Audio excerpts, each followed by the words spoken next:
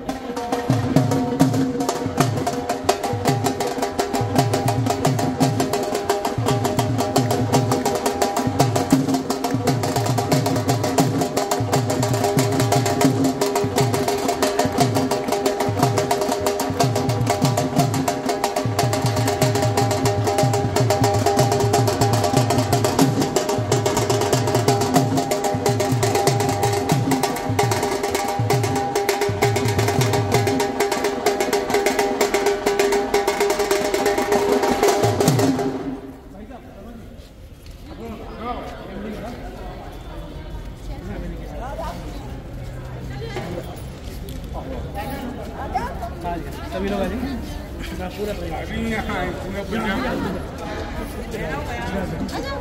आजा आजा। भारत माता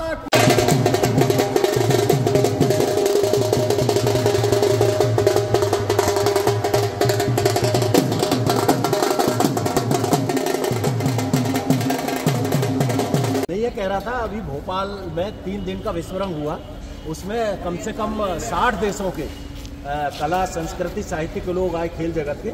वहाँ मैंने भी भाग लिया तो मुझको एक वहाँ पे ये बैच मिला था, तो मैं ये बैच माधवेंद्र को यहाँ पर भेंट करना चाहूँगा इस अवसर पर ये, और साथ में इसके लिए थोड़ी सी इनाम की राशि मेरी तरफ से।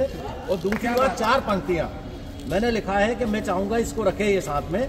हमारे शहर की शान है माधवेंद्र, हमारे शहर की शान है माधवेंद्र, आज हम सबकी पहचान है माधवेंद्र, कल बनेगा चेस का ग्रांड चैंपियन, प्रभु का हमको वरदान है माधवेंद्र।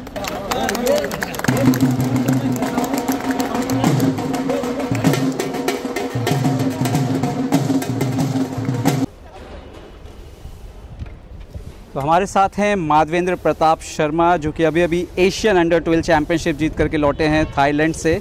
माधवेंद्र, कैसा लग रहा है सबसे पहले आपको? बहुत अच्छा लग रहा है। और अभी आपको लेने के लिए आपका पूरा परिवार आया हुआ है, दादाजी आए हैं, दादी आई हैं, मम्मी पापा, सारे उनके दोस्त यार, सारे लोग यहाँ पर आए हुए हैं। सो और प्लेयर्स भी आए हुए हैं, चेस प्लेयर्स भी आए हुए हैं। तो कैसा लगा आपको अपना स्वागत? बहुत अच्छा लग रहा है। सो बाद में टोटल 9 राउंड आपने खेले थे। हाँ। इसके अलावा आपने टोटल, आपके पास 5 मेडल हैं। तो पहली बात बताओ कि ये 5 मेडल किस किस कैटेगरी के, कैसे क्या हैं? तो ये इनमें से ये एक इंडिविजुअल है। हाँ। एक टीम है क्लासिकल का, और एक ब्लिट्स का टीम है, एक ब्लिट्स का इंडिविजुअल है। टोटल 3 गोल्ड हैं इसमें, राइट? हाँ हाँ, 3 गोल्ड हैं और 2 ब्रॉन्ज मेडल हैं। हाँ ठीक है, ओके। तो माधवेंद्र, 9 राउंड आपने खेले, इसमें सबसे इम्पोर्टेंट राउंड्स कौन से रहे आपके लिए, या कौन सी जीत सबसे खास रही? 5वीं कुछ राउंड की जीत ज़्यादा खास थी। किससे था मुकाबला? रामतिन, काकाविंद रामतिन। ओके। और अभी आपको फीडे मास्टर का टाइटल भी मिल गया इस टूर्नामेंट के बाद, और आपका लाइव रेटिंग कितना हो गया अभी?